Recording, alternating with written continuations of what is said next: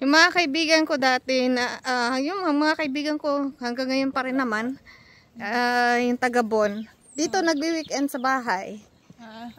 Tapos minsan nag-video lang. Nag-video lang. Nag-uusap kami. Wala. Welcome to my ano yun, hello vlog. Welcome to my guys.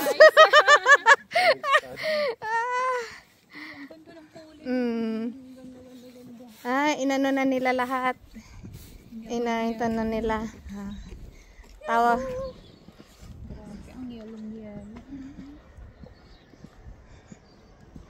Patanggal na. Parang mas maganda dun sa marriage ko.